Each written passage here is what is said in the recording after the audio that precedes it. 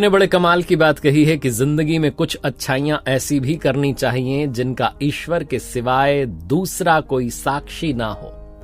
नमस्ते, मैं हूं आरजे कार्तिक। एक बड़ी छोटी सी कहानी है जिन्होंने लिखी है। वो कहते हैं कि उस दिन मैं दूसरे शहर से अपने शहर आया था। स्टेशन पर उतरा तो पता चला कि ऑटो वालों की स्ट्राइक थी। बड़ी मुश्किल से मुझे एक ऑटो मिला जिसमें पहले से सवारियां थी। शेयरिंग ऑटो था, उसमें बैठ गया। मेरे घर से कुछ दूर पहले उस ऑटो वाले ने उतार दिया। वहां से पैदल पैदल अपने घर की ओर आ रहा था। शाम का समय था। जब मैं आगे चला तो मैंने देखा कि एक इलेक्ट्रिसिटी पोल पर, बिजली के खंभे पर एक कागज चिपका है जिस पर पेन से किसी ने कुछ लिखा हुआ है। तो मैं उत्सुकतावश वो पढ़ने के लिए क्या लिखा है वहां चला गया। तो मैंने पढ़ा, उस पर लिखा था कि मैं एक वृद्ध महिला हूं, मेरा 500 रुपए का नोट यहीं कहीं गिर गया है, अगर आपको मिले तो मेरे इस पते पर दे जाना। मैं सामने वाली गली में अंतिम मकान में रहती हूँ, परिवार में कोई नहीं है, अकेली हूं। अगर आपको वो नोट मिले, आप वो दे जाएं तो आपकी बड़ी कृपा होगी। ऐसा कुछ लिखा हुआ था। मैंने सोचा चलो मदद कर देते हैं। थोड़ा ढूंढना शुरू किया आसपास, तो कुछ मिला नहीं। सनसेट होने को था, सूर्य ढलने को था, अंधेरा होता जा रहा था। मोबाइल की टॉर्च से देखा, कुछ नहीं दिखा। फिर मैंने सोचा कि पता नहीं कौन है, क्या है। मैं तो अपने घर की ओर चल दिया। 2-4 कदम चला ही था कि दिमाग में आया कि एक बार जाकर के देख तो ले कौन है, क्या है, क्या सच में कोई रहता है या किसी ने शरारत करी है। तो मैं चल दिया सामने वाली गली में। लास्ट मकान की तरफ गया। बस्ती थी वो, कच्ची बस्ती, छोटा सा मकान था। दरवाजा खटखटाया। थोड़ी देर बाद सच में अंदर से वृद्ध महिला निकली।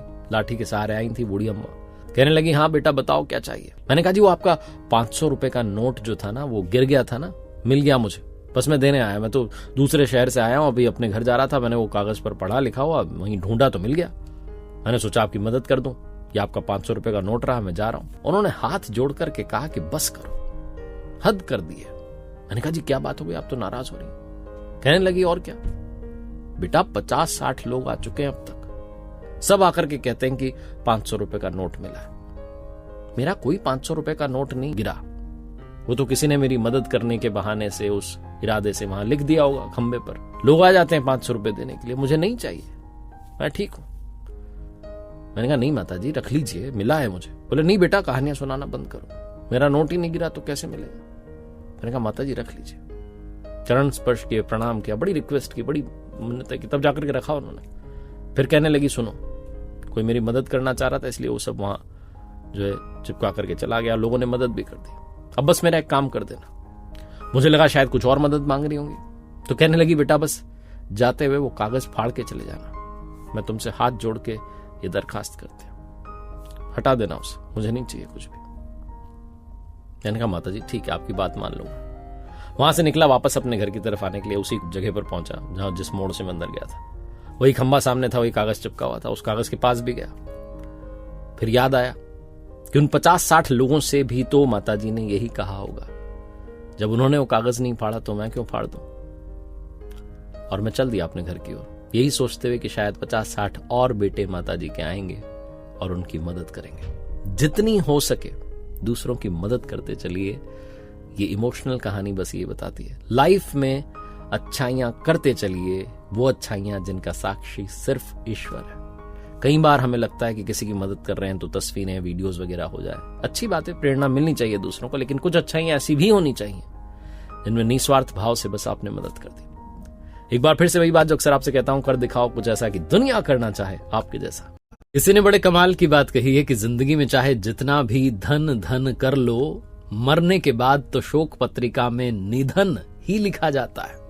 नमस्ते, मैं हूं आरजे कार्तिक। एक बड़ी छोटी सी कहानी एक बूढ़े पक्षी की जो इंसानों की भाषा में बोलता था, और ये बात दूर दूर तक पहुंच चुकी थी। उसकी ख्याति बहुत बढ़ चुकी थी। एक शिकारी को जब ये मालूम चला तो उसने अपने जीवन का लक्ष्य बना लिया कि उस बूढ़े पक्षी को पकड़ के लाऊंगा, अपनी कैद में रखूंगा, अपने पिंजरे में रखूंगा।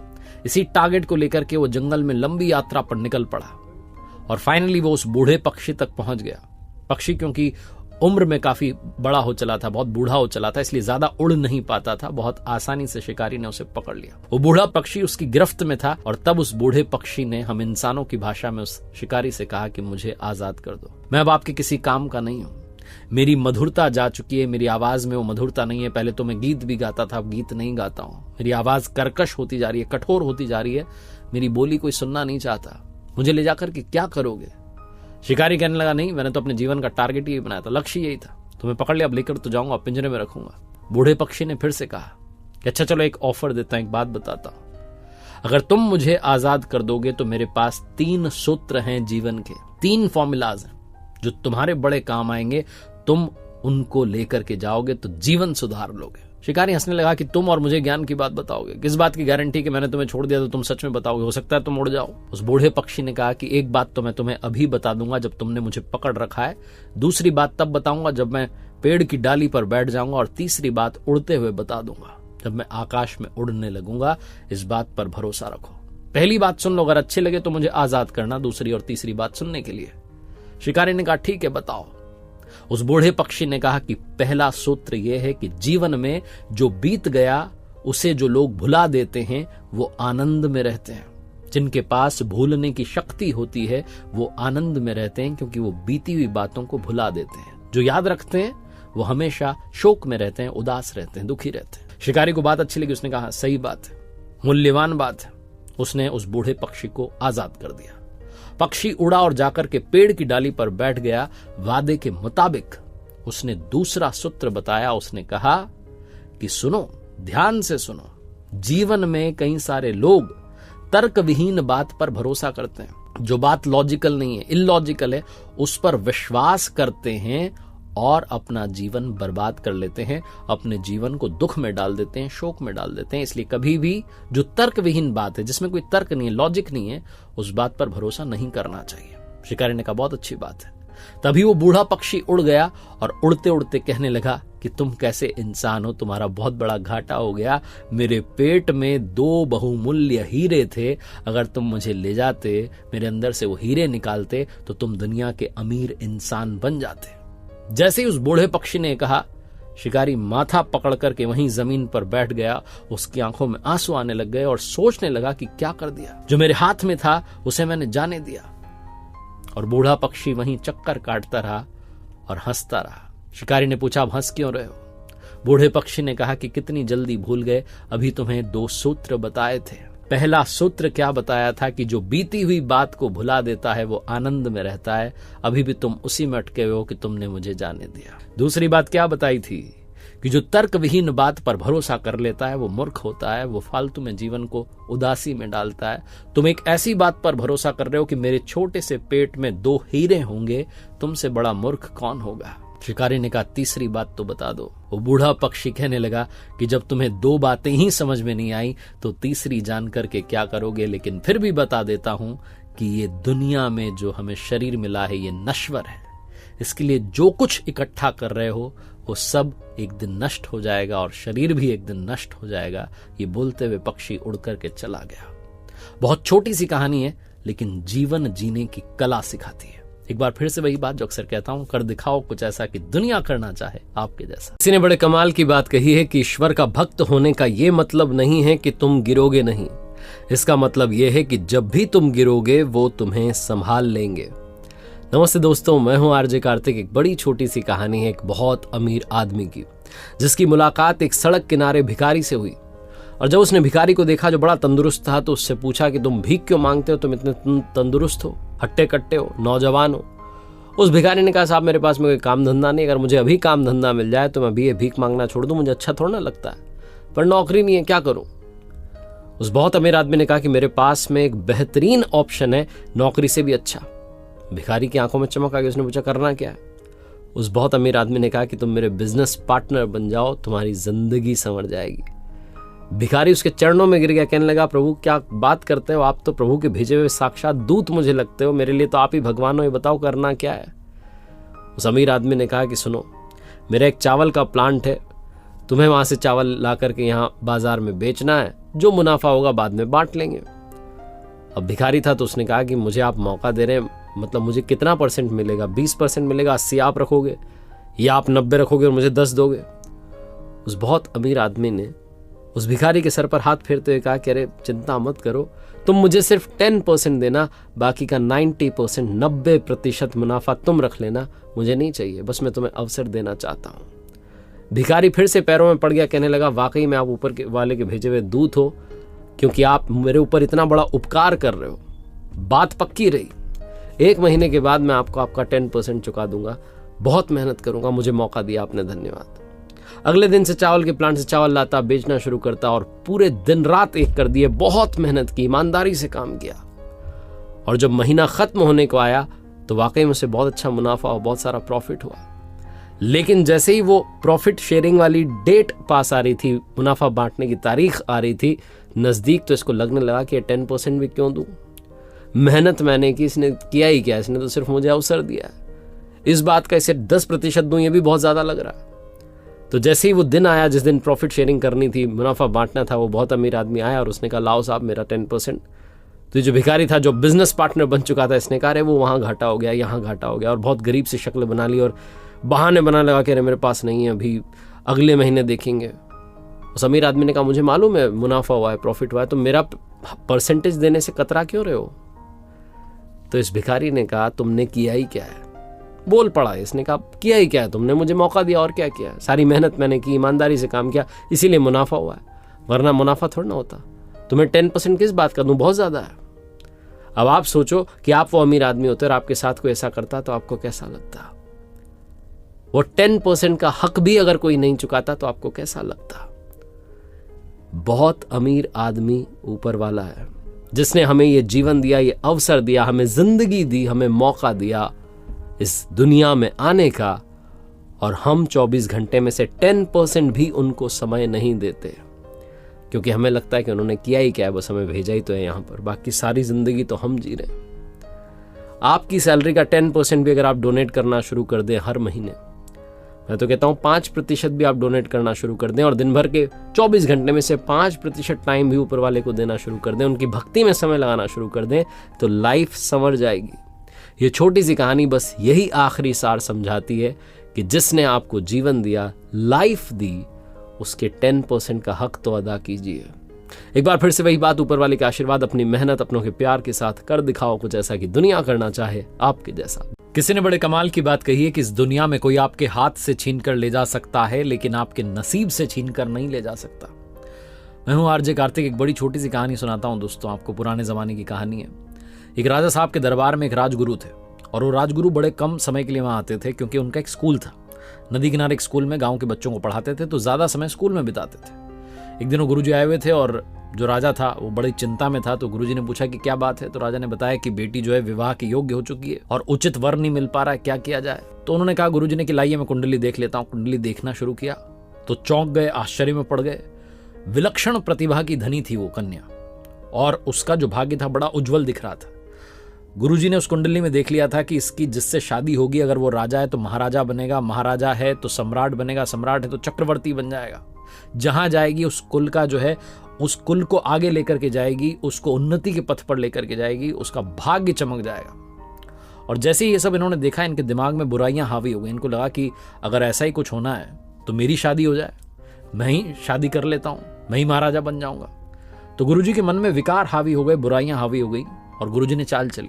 इन्होंने कहा राजा से कि राजा साहब, बच्ची आपकी जो है विलक्षण प्रतिभा वाली है, जिस कुल में जाएगी उसका भाग्य उदय कर देगी, कुल का जो है उजाला ही उजाला कर देगी जीवन में। लेकिन अगर आप इसका सीधा विवाह करा देते हैं तो ये अड़चन है कि ये कुल का नाश भी कर सकती है, वो कुल भी खत्म हो जाएगा और आपका परिवार भी खत्म हो जाएगा, ऐसा इसकी कुंडली में लिखा है। राजा चिंता में पड़ गया, बोलने लगा कि क्या किया जाए? तो गुरुजी ने कहा कि एक बड़ा आसान सा उपाय है। आप एक बड़े से बक्से में कन्या को बैठा दीजिए, हीरे जवाहरात और ज्वेलरी जो है उसमें रख दीजिए, ताकि कहीं आगे जीवन में इसकी दिक्कत ना आए, और उस बक्से को नदी की धारा में प्रवाहित कर दीजिए। स्वेच्छा से जहां ये बक्सा जिसके पास पहुंचेगा, जिसकी शादी इससे होगी कन्या से, उसके जीवन में उजाला ही उजाला होगा। चाहे वो सामान्य सा व्यक्ति क्यों ना हो, वो राजा महाराजा बन जाएगा। आप चिंता मत कीजिए, मेरी बात पर भरोसा कीजिए। गुरुजी की उस चाल में वो राजा फंस गया। राजा ने कहा ठीक है, आप कह रहे हैं तो आपको इतना मानते हैं। उनकी बात को माना गया। एक बड़े बक्से में जो है बैठाया गया उस कन्या को। वो नहीं चाह रही थी, लेकिन पिताजी की आज्ञा थी तो माननी पड़ी। एक नदी की धारा में उसको प्रवाहित कर दिया गया, बक्से को बहा दिया गया। बहुत सारा उसमें जो है हीरे जवाहरात ज्वेलरी जो है भर दी गई थी। दौड़ते हुए गुरुजी पहुंचे अपने स्कूल की, भैया आने वाला है बक्सा। जाकर के जो था बच्चों से कहा कि सुनो, आज छुट्टी है, कोई पढ़ाई वढ़ाई नहीं होगी, नदी किनारे पहुंच जाओ, एक काम आपको करना है मेरा। एक बक्सा बहता हुआ आ रहा है, उस बक्से को उठा करके लाना और मेरे कक्ष में ला करके रख देना, और बाहर से दरवाजा लगा देना। मैं चाहे लाख चिल्लाऊं, दरवाजा मत खोलना। बच्चों ने कहा ठीक है गुरुजी, जो आपकी आज्ञा। बच्चों के तो मजे आ गए, पहुंच गए नदी किनारे, नहाने लग गए, इंतजार करने लगे कि बक्सा आ जाए बह करके। लेकिन कहते हैं ना कि जो योग है, संयोग है, उसके आगे किसी की चलती नहीं है। वो बक्सा नदी की धारा में प्रवाहित होता और बहता हुआ आ रहा था, और नदी किनारे एक दूसरे राज्य का राजकुमार जो था अपने सिपाहियों के साथ में वहाँ विश्राम कर रहा था, हाथ मुंह धो रहा था क्योंकि जंगल में शिकार खेलने आया था तो थक चुका था। उसने देखा कि एक बक्सा बहता हुआ आ रहा है नदी में। उसने अपने सिपाहियों से कहा कि जाओ जाकर के देखो, सैनिकों से कहा। सैनिक गए, जाकर के उस बक्से को पकड़ के लाए और जब उसे खोला तो उसमें सुंदर कन्या निकली। राजकुमार चौंक गया। उसने कहा, देवी आप कौन है और आप इस हालत में कैसे? तो उस राजकुमारी ने अपना परिचय दिया, इंट्रोडक्शन दिया, सारी बात बताई कि ऐसा ऐसा हुआ। तो राजकुमार ने कहा, अब क्या करना है? तो राजकुमार ने कहा, पिताजी ने आज्ञा दी थी कि जहां ये बक्सा खुल जाए उसी से विवाह होगा, आप मुझसे विवाह कर लीजिए, मेरे तो जो भी हैं वो आप ही हैं। राजकुमार ने वहीं हीरे की अंगूठी पहना दी क्योंकि उसमें अंगूठियां तो थी, ज्वेलरी तो आई थी साथ में। तालियां बजा दी सैनिकों ने, विवाह हो गया। अब राजकुमार को लगा कि खाली बक्सा भेजेंगे नदी में सही नहीं रहेगा, कुछ इसमें डाल देते हैं। तो एक सामान उसमें डाल दिया। उधर नदी किनारे जो बच्चे थे वो इंतजार कर रहे थे। गुरुजी का आदेश था कि एक बक्सा बहते हुए आएगा तो उन्हें इंतजार था कि आने वाला है। तभी उनकी नजर पड़ी, एक बक्सा बहता हुआ आ रहा था। बड़ी मशक्कत के बाद उसको नदी में से निकाला बक्से को, बड़ा भारी था। 20-25 जो बच्चे थे सब मिलकर के उसको उठाने लगे और ले जाकर के जैसे तैसे गुरुजी के कमरे में जाकर के उसको छोड़ दिया। गुरुजी ने तो आदेश दिया था बाहर से दरवाजा लगा देना, बाहर से दरवाजा लगा दिया। गुरुजी अंदर थे और बड़े उत्साहित थे कि बक्सा खुलेगा, कन्या जो है इसमें होगी और शादी कर लूंगा और मेरा भाग्य चमक जाएगा। बिना देरी के उन्होंने बक्सा खोला तो अंदर जिंदा भालू था। वो राजकुमार जंगल में शिकार के लिए आया था तो एक जिंदा भालू पकड़ लिया था उसने। उसी भालू को उसने उस बक्से में बंद कर दिया था। जैसे ही बक्सा खुला, जिंदा भालू बाहर निकला। वो तो परेशान हो रखा था भालू, वो अटैक करने लगा गुरुजी पर। गुरुजी चिल्लाने लगे, बचाओ बचाओ। जो बच्चे थे उनको आवाज आ रही थी गुरुजी की, बचाओ बचाओ, लेकिन उनको पता था गुरुजी ने कहा था कितना भी चिल्लाऊं दरवाजा मत खोलना। एक लड़के ने सोचा कि खोल देता हूं दरवाजा, तो मॉनिटर ने डांट दिया कि नहीं, मना किया था गुरुजी ने। सारे बच्चे चुपचाप रहे बाहरी और अंदर जो भालू था वो हमला करने लगा। गुरुजी को लगा कि अब तो जान जाने वाली है। तब उन्होंने चौक उठाई और ब्लैक बोर्ड पर लिख दिया, ममो इच्छा देवनाशम देव इच्छा प्रबलम राजद्वारे राज्य कन्या विप्र भालू भक्षतम। यानी कि राजद्वार पर राजकन्या पहुंच ही गई। जो उसका भाग्य था, जो लिखा हुआ था कि उसकी शादी जिससे होगी वो राजा से महाराजा, महाराजा से सम्राट बनेगा, वो पहुंच गई और एक गुरु को भालू खा गया। यानी कि मेरी इच्छा का नाश हो गया और उनकी इच्छा प्रबल रही। जीवन में जो होना है वो होकर के रहेगा। पहली बात तो ये कहानी सिखाती है। और दूसरी बात ये सिखाती है कि अगर आपकी बुराइयां आप पर हावी हो गई तो आपका अंत निश्चित है। इसलिए बुराइयों को अपने ऊपर हावी मत होने दो। एक बार फिर से वही बात जो अक्सर आपसे कहता हूं, कर दिखाओ कुछ ऐसा कि दुनिया करना चाहे आपके जैसा। घर छोटा हो या बड़ा, अगर उसमें मिठास नहीं होती तो इंसान तो छोड़िए, चींटियां भी नहीं आती। मैं हूं आरजे कार्तिक। एक बड़ी छोटी सी कहानी एक बिजनेसमैन की, जो अपने ड्राइवर के साथ नदी के इस किनारे खड़े होकर के सोच रहा था कि उस पार कैसे जाए।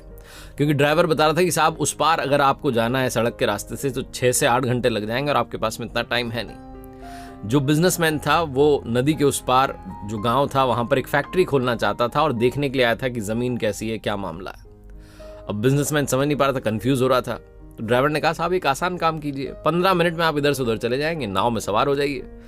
बिजनेसमैन को आइडिया अच्छा लगा। वो उतरा, नदी के किनारे पर देखा तो एक नाव वाला दिखाई दिया। उससे कहा, भाई उस पार छोड़ दो। उसने कहा, जरूर साहब बैठ जाइए। नाव में सवार हो गया। अब उसको लगा कि 15 मिनट का रास्ता है, थोड़ी बातचीत करते हैं, बताते हैं इसको कि मैं कौन हूं, शायद पहचान नहीं पा रहा है। तो बिजनेसमैन ने कहा कि अच्छा ये बताओ, तुम्हें पता है नदी के उस पार जो है गांव में उधर फैक्ट्री खुलने वाली है? नाव वाले ने कहा, साहब फैक्ट्री ये क्या होती है? मैं तो फैक्ट्री के बारे में नहीं जानता।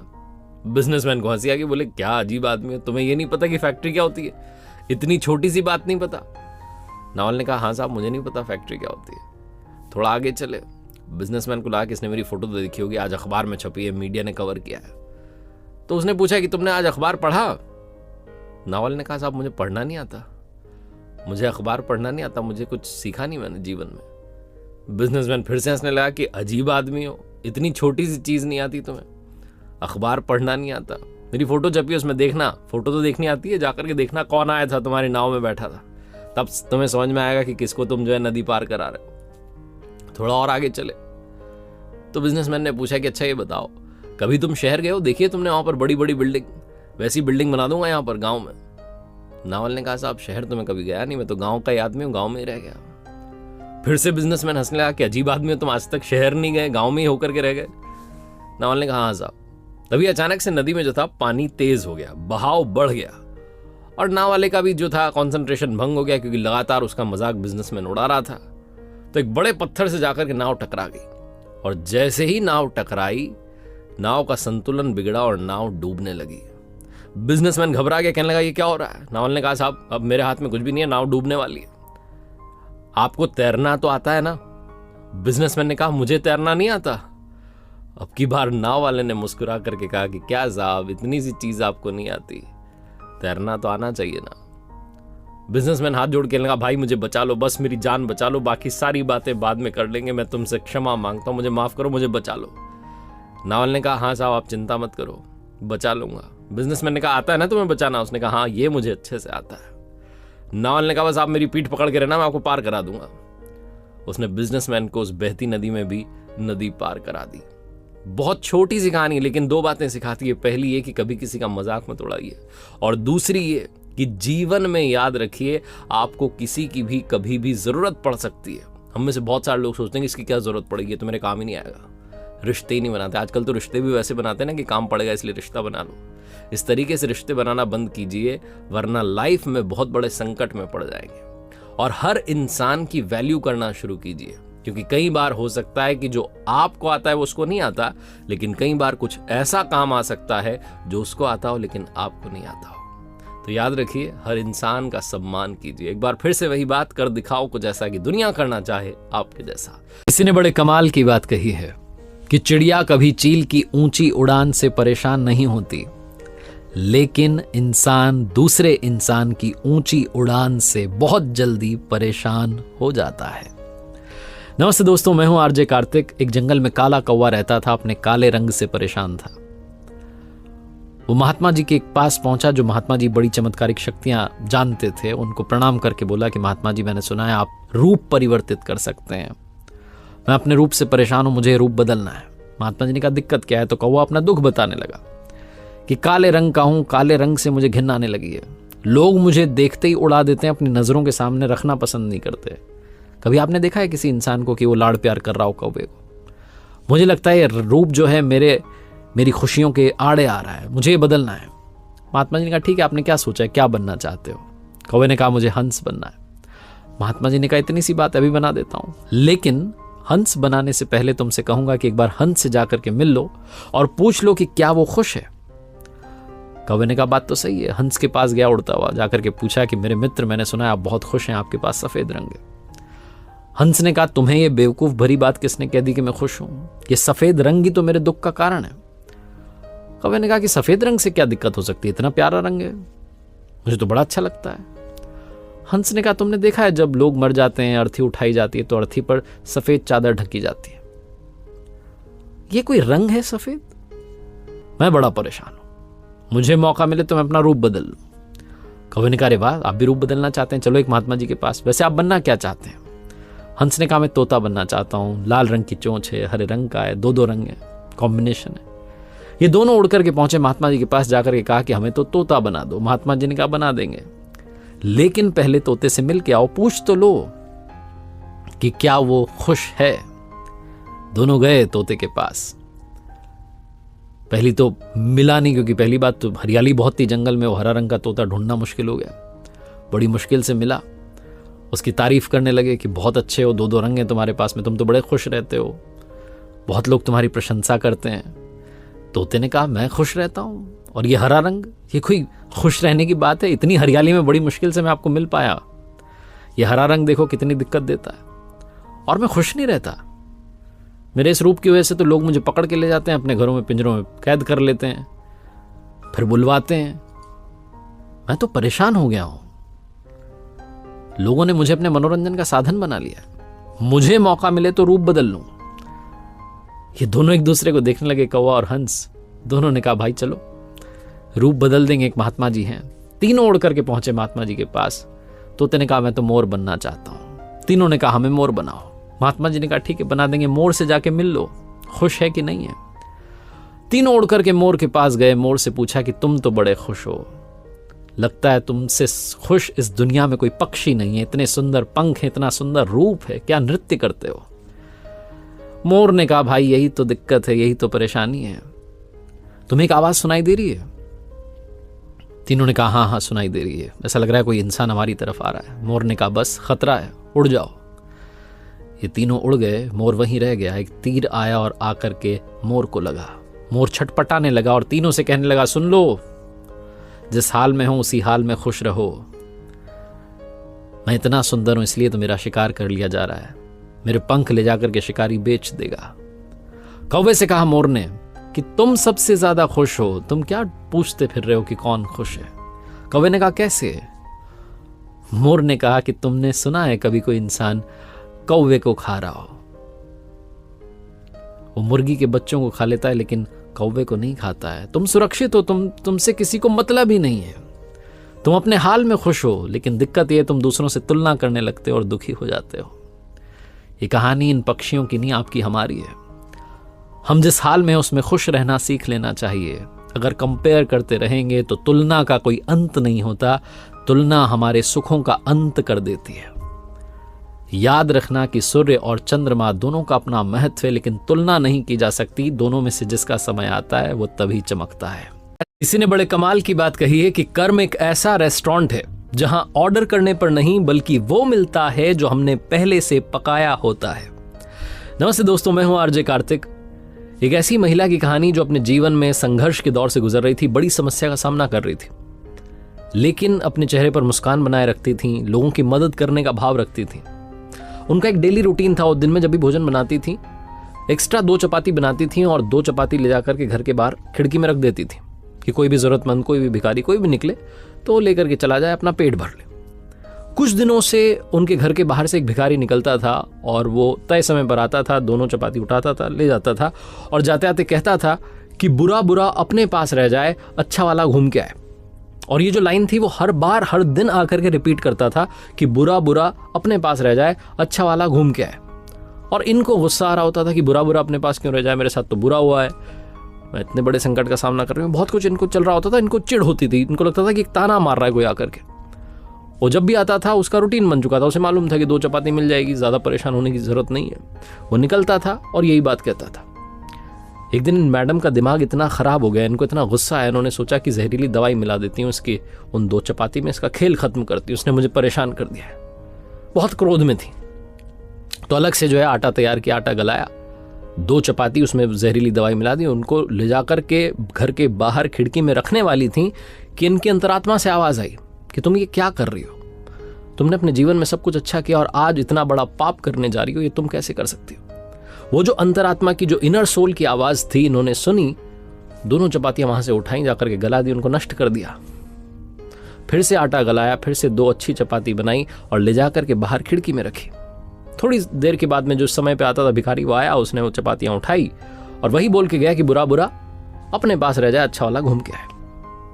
ये जो महिला थी, इनका बच्चा 2 साल से गायब था, मिल नहीं रहा था। ये हर बार प्रतीक्षा कर रही होती थी कि घर के दरवाजे पर घंटी बजे, डोरबेल बजे और मेरा बच्चा गेट पर खड़ा हो। कमाल ये हुआ कि उस शाम में वो बच्चा घर के दरवाजे पर खड़ा था, उसने डोरबेल बजाई, मां ने गेट खोला, लड़का सामने खड़ा था। ये बहुत खुश हुई, ऊपर वाले को धन्यवाद देने लगी। बच्चे से पूछने की थी कहाँ थे, क्या हाल में थे। लड़के ने बताया कि इधर उधर पता नहीं कितने राज्यों में से घूम करके यहाँ पहुंचा हूं मां, मैं कल शाम में आ जाता हाईवे पर, लेकिन मैं इतनी ठंड में परेशान हो रहा था, मुझसे चला नहीं जा रहा था, मैं कमज़ोर महसूस कर रहा था, वहीं सो गया। मेरी नींद जब दोपहर में खुली तो मैं बहुत बुरे हाल में था। एक भिखारी वहाँ से निकल रहा था, वो मेरे सामने 2 चपाती और थोड़ी सब्जी उसके पास पता नहीं कहाँ से उसने रख के चला गया। मैंने वो खाया, उसके बाद मैं वहाँ से चला और जब मैं वहाँ से चलने लगा तो घर के रास्ते पर चलता चला आया। माँ उस भिखारी का धन्यवाद जिसने मेरी जान बचा ली। मैं भूख से बहुत परेशान था, बहुत दिनों से खाया नहीं था। माँ की आंखों में आंसू थे। माँ ने पूछा कि वो भिखारी कैसा दिखता था, उसका हुलिया बताओ। माँ को थोड़ा थोड़ा लग रहा था कि शायद वही तो नहीं है। उस लड़के ने कहा हुलिया तो वैसा ही था बाकी भिखारियों के जैसा, लेकिन एक बात कह के गया कि बुरा बुरा अपने पास रह जाए, अच्छा वाला घूम के आए। माँ ने प्रभु को धन्यवाद दिया और कहा कि मेरी अंतरात्मा की आवाज़ मैंने सुन ली। अगर नहीं सुनी होती तो शायद वो जहरीली जो चपातियाँ थी वहाँ मैंने रख दी थी, वो भिखारी ले जाकर के मेरे ही बेटे को दे देता और मेरा ही बेटा खत्म हो जाता, कभी मिल ही नहीं पाता। मैंने वो अच्छी चपातियां रखी, इसीलिए आज मेरा बच्चा मेरे सामने खड़ा है। जीवन का सार यही है, लॉ ऑफ कर्मा यही कहता है कि जैसा आप कर रहे हैं घूम करके वापस जरूर आएगा। एक बार फिर से वही बात जो अक्सर आपसे कहता हूं, ऊपर वाले के आशीर्वाद, अपनी मेहनत और अपनों के प्यार के साथ कर दिखाओ कुछ ऐसा कि दुनिया करना चाहे आपके जैसा। किसी ने बड़े कमाल की बात कही है कि अगर आपको दुखी रहना है तो सब में कमी खोजो, और अगर आपको प्रसन्न रहना है तो सब में गुण खोजो। नमस्ते दोस्तों, मैं हूं आरजे कार्तिक। एक छोटी सी कहानी सुनाता हूं एक जुआरी की। उसको जुआ खेलने की इतनी आदत पड़ चुकी थी कि वो छूट ही नहीं रही थी। घर वालों को लगा शादी करा देंगे तो शायद आदत छूट जाएगी। उसकी शादी करा दी। उसकी पत्नी उसे बहुत समझाती थी कि सबसे दूर रहिए, सट्टेबाजी ठीक नहीं है, सब कुछ बिक जाएगा एक दिन, देखना आप। लेकिन उसे फर्क नहीं पड़ता था और धीरे धीरे पत्नी की बात वाकई में सच होती जा रही थी। सामान बिकता चला जा रहा था, सब कुछ खत्म होता चला जा रहा था, लेकिन उसकी आदत नहीं छूट रही थी। एक दिन ऐसा आया कि उसके घर में सिर्फ 100 रुपए बचे, आखिरी नोट। बीवी को जाकर कहने लगा कि 100 रुपए दे दो, एक बार और जाता हूं। तो बीवी ने कहा कि ये तो छोड़ दो, अब कुछ भी नहीं बचा है। तो उस व्यक्ति ने कहा कि अगर ये मैं छोड़ भी दूंगा तब भी खर्च हो जाएगा, ये नोट बचने वाला नहीं है, एक बार आखिरी बार जाकर के किस्मत आजमाना चाहता हूं। बीवी ने सोचा है तो पगला चुके हैं पूरी तरीके से, सब कुछ बर्बाद कर चुके हैं, घर में बचा है 100 रुपए का नोट, इसको रख के भी क्या करेंगे, सही कह रहे हैं, ये तो वैसे ही खर्च हो जाएगा। बीवी ने नोट थमा दिया कि जाओ देख लो एक बार और। पहुंच गया पति एक बार फिर से सट्टा लगाने के लिए, जुआ खेलने के लिए। 100 रुपए का नोट रखा, लॉटरी शुरू हुई। कमाल ये हुआ कि जीत गया बाजी और 100 के बन गए 1000। अगली वाली में फिर उसने लगा दिया 1000, वो बन गए 10,000। मन मान नहीं रहा था, उसने कहा क्या बात है, धीरे धीरे वापस शायद ऊपर वाला लौट आ रहा है। 10,000 लगा दिए, बन गए 1 लाख। 1 लाख लगा दिए, बन गए 10 लाख। रुकने को तैयार नहीं, उसने कहा एक बार और आजमा लेते हैं, आखिरी बार, ये 10 लाख क्या पता 1 करोड़ बन जाए। इसी सोच में आकर के 10 लाख लगा दिए और अब की बार वापस हो गया 0। घर जा रहा था, उदास था, सोच रहा था बीवी पूछेगी क्या किया। बीवी ने पूछा घर जाते कि हाँ जी क्या रहा। तो उसने कहा हार गया वो 100 रुपए। वो 100 रुपए थे ना, खत्म हो गए। ये नहीं बताया कि 10 लाख तक पहुंच चुका था, कहने लगा वो 100 रुपए थे ना, वो खत्म हो गए। सही बोल रहा था, 100 रुपए लेके गया था, 100 रुपए खत्म हो गए। 10 लाख वाली चिंता पालेगा तो मर जाएगा, बोला ही नहीं। छोटी सी कहानी है, लेकिन इस लाइफ को समझने के लिए बहुत सही कहानी है। ये कहानी जुआरी की और 100 रुपए की सट्टेबाजी की नहीं है, कहानी आपकी हमारी है। हम सब भी वो एक लेकर के आए हैं, वो नोट जो हमारी सोल है, हमारी आत्मा है। और जब जाएंगे तो ऐसा मत काम कीजिए कि वो भी ना बचे। जो लाए थे उसे भी खोकर कहीं चल दें, क्योंकि बाकी सब तो यहीं छूट जाएगा, बाकी सब तो यहीं रह जाएगा। बताने के लिए वो एक तो रहना चाहिए, वो आत्मा तो रहनी चाहिए, वो जीवित रहनी चाहिए, जिंदा रहनी चाहिए, शुद्ध रहनी चाहिए। और उसकी शुद्धि के लिए बहुत सारे तरीके हैं। आप दूसरों की मदद कर सकते हैं, दूसरों में गुण खोजना शुरू कर सकते हैं, दुनिया में मुस्कान बांटना शुरू कर सकते हैं, अपने अड़ोसी पड़ोसी का ख्याल रखना शुरू कर सकते हैं। आप मेडिटेशन कर सकते हैं, ध्यान कर सकते हैं, अपनी सोल को प्योर कर सकते हैं। बस याद रखिएगा कि कहीं ऐसा ना हो कि जब अंत समय आए तो वो एक भी आपके पास ना बचे, आप शून्य लेके जाएं। एक बार फिर से वही बात जो अक्सर आपसे कहता हूं, ऊपर वाले के आशीर्वाद, अपनी मेहनत और अपनों के प्यार के साथ कर दिखाओ कुछ ऐसा कि दुनिया करना चाहे आपके जैसा। किसी ने बड़े कमाल की बात कही है कि अगर आप उस वक्त भी मुस्कुरा सकते हैं जब आप अंदर से टूट गए हैं, तो यकीन मानिए इस दुनिया में आपको कभी कोई हरा नहीं सकता। हाय गाइस, मेरा नाम है आरजे कार्तिक और आपके लिए एक छोटी सी मजेदार कहानी। जापान में एक साबुन बनाने वाली कंपनी थी जिसकी चर्चा दुनिया में थी। साबुन बनाने के मामले में उनसे कोई भी कंपनी टक्कर नहीं ले पाती थी। उस कंपनी की क्वालिटी, प्रोसेस, हर चीज में वो कंपनी नंबर 1 थी। लोग कहते थे साबुन हो तो इस कंपनी का हो, इस लेवल पर उनका नाम था। लेकिन एक बार उस कंपनी की साख में एक छोटा सा धब्बा लग गया। किसी गांव में एक व्यक्ति साबुन खरीदने के लिए गया। जब साबुन का बॉक्स घर लेकर के आया डिब्बा, तो डिब्बा खाली निकल गया। उसने जाकर के पत्रकारों को बता दिया, अखबार में छप गया, न्यूज चैनल्स में बात चली गई, मैगजीन्स में छप गया कि इतनी बड़ी कंपनी, इतना बड़ा नाम और ये कर रहे हैं, एक डिब्बा खाली निकल गया, धोखा दे रहे हैं कस्टमर्स को। बहुत कुछ मीडिया में कहा जाने लगा। उस कंपनी के मैनेजमेंट ने मीटिंग बुलाई। समझ नहीं पा रहे थे कि गलती कहां से हो गई हमसे, मतलब इतनी छोटी सी मिस्टेक हमसे कैसे हो गई। वो कई बार शगुन में होता है ना, आप 10 लिफाफे 12 लिफाफे साथ ले जाते हैं, कोई खाली चला जाता है, वैसी सी मिस्टेक। समझ नहीं पा रहे थे कि गड़बड़ हुई कहाँ है। फिर पता चला कि असेंबली लाइन से जब वो साबुन डिलीवरी डिपार्टमेंट में जाते थे तो एक बॉक्स जो था खाली चला गया था। इतनी सी गलती थी, बहुत बड़ी बात नहीं थी, लेकिन कंपनी की साख इतनी बड़ी थी कि बात बहुत बड़ी बन चुकी थी। अब कंपनी वालों ने डिसाइड किया कि ये गलती कभी भी दोबारा नहीं होनी चाहिए। यह आपकी हमारी एक ह्यूमन एरर है, लेकिन ये होना नहीं चाहिए। अब इसको क्या किया जाए? तो आइडिया मंगवाया गया, सब लोग अपना अपना आइडिया लेकर के आए। एक बंदे ने आइडिया दिया, वो पसंद आ गया कंपनी वालों को। आइडिया ये था कि जो असेंबली लाइन है उसके आखिरी में एक एक्सरे मशीन लगवाएंगे। और एक हाई रेजोल्यूशन वाला मॉनिटर रखवाएंगे, कंप्यूटर रखवाएंगे, जिससे कि वहाँ एक व्यक्ति बैठे और वो चेक करता रहे कि कोई डिब्बा खाली तो नहीं जा रहा है।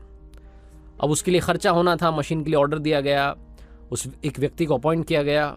ये बात उस कंपनी में हर एम्प्लॉय को मालूम चलती जा रही थी कि इस प्रॉब्लम का सोल्यूशन क्या निकला है। ये बात उस कंपनी में काम कर रहे गार्ड साहब को भी मालूम चली और उनसे रहा नहीं गया। वो कंपनी के बॉस के केबिन में चले गए। बॉस ने कहा, अरे आओ गार्ड साहब, क्या कह रहे हो? तो उन्होंने कहा कि साहब छोटा मुंह बड़ी बात, लेकिन ये खर्चा आप फालतू में कर रहे हैं। तो जो कंपनी का बॉस था उसने कहा कि अरे गार्ड साहब, आपको मालूम नहीं है, हमारी कंपनी की साख पर धब्बा लग गया और आप कहाँ समझेंगे ये सब। हमें ये करना ही होगा ताकि कभी भी ऐसी कोई छोटी सी गलती ना हो। बहुत छोटी गलती थी और हमारी कंपनी के लिए कितना बड़ा नुकसान हो गया। गार्ड ने कहा कि नहीं, मैं नहीं कह रहा हूं कि आपको सुधारना नहीं है, सुधारिए, लेकिन इतना खर्चा करने की जरूरत नहीं है। गार्ड साहब ने जो कहा सुनिएगा, गार्ड साहब ने कहा कि वो आप एक्सरे मशीन लगवा रहे हैं, मॉनिटर रखवा रहे हैं, एक आदमी बैठा रहे हैं, इतना करने की जरूरत नहीं है। असेंबली लाइन से जब वो साबुन जो है, साबुन के बॉक्सेस जा रहे हैं डिलीवरी डिपार्टमेंट की तरफ, तो वहां पर एक बड़ा हाई स्पीड का इलेक्ट्रिकल पंखा लगवा दो। लाइट वाला पंखा हाई स्पीड में चलेगा, तेज हवा फेंकेगा, डिब्बे जब निकलेंगे अगर कोई खाली आया तो तेज हवा उसे उड़ा देगी, वो डिब्बा साइड कर देगी। गार्ड साहब का ये छोटा सा आइडिया उस कंपनी के लिए बहुत सारे पैसे बचा गया और उस कंपनी के मैनेजमेंट को सिखा गया कि आइडिया किसी के भी दिमाग में आ सकता है, उसके लिए किताबी ज्ञान की जरूरत नहीं है। जो out of the box thinking होती है वो यही होती है। हमारी जिंदगी में प्रॉब्लम आती है, हम पहले सोल्यूशन को मान करके बैठ जाते हैं कि यही सोल्यूशन है, उसके आगे सोचते नहीं है। अगर हम दूसरा तीसरा सोल्यूशन ढूंढने जाएंगे तो प्रॉब्लम को जड़ से मिटा देंगे। दूसरी बात ये कहानी सिखाती है कि ओवर थिंकिंग में कुछ नहीं रखा। वो कंपनी वाले ओवर थिंकिंग कर रहे थे, क्या करें कैसे करें, सारा दिमाग लगा दिया। उस प्रॉब्लम का सोल्यूशन सिंपल सा था, एक पंखा लगाना था लाइट वाला, काम आसान था। आरजे कार्तिक बस यही कहेगा इन दो बातों के साथ जिंदगी में याद रखो इनको और कर दिखाओ कुछ ऐसा कि दुनिया करना चाहे आपके जैसा। किसी ने बड़े कमाल की बात कही है कि सबको गिला है, हमें बहुत कम मिला है। जरा सोचिए, आपको जितना मिला है उतना कितनों को मिला है। नमस्ते दोस्तों, मेरा नाम है आरजे कार्तिक। एक छोटी सी कहानी महाभारत के समय की। महाराज युधिष्ठिर जो कि बहुत बड़े धर्मात्मा थे, जब युद्ध के बाद वो महाराज बन चुके थे, उनके बारे में दूर दूर तक चर्चा थी कि जो भी जाएगा उसकी मदद जरूर होगी। एक बार एक ब्राह्मण पहुंचे राजमहल में, बड़ी मुश्किलों के बाद उनका नंबर आया। महाराज के सामने गए और जाकर के कहा कि मेरी बेटी की शादी है, थोड़ी आर्थिक सहायता दे दीजिए, आप मदद कर दीजिए। महाराज युधिष्ठिर उस वक्त किसी काम में व्यस्त थे। उन्होंने कहा कि अरे बाद में आना, कल आ जाना, कल आपका काम हो जाएगा, कल आना। ऐसा बोल के टाल करके ब्राह्मण को भेज दिया। वो ब्राह्मण जब बाहर निकले महल से तो रास्ते में उन्हें भीम मिले। भीम ने देखा कि एक व्यक्ति जो राजमहल में गया था महाराज युधिष्ठिर से मिलने के लिए, उसका चेहरा लटका हुआ है, उदास है। तो पूछा ब्राह्मण देवता से कि अरे क्या हो गया पंडित जी, उदास क्यों दिख रहे हो? तो उन्होंने बताया कि मैं महाराज से मिलने के लिए गया था, मेरी बेटी का विवाह है, पैसों की सहायता चाहिए, लेकिन महाराज ने कहा कि कल आना। भीम ने कहा अरे आप जाओ, चिंता मत करो, आपकी बेटी की शादी धूमधाम से होगी, आप मुझ पर छोड़ दो।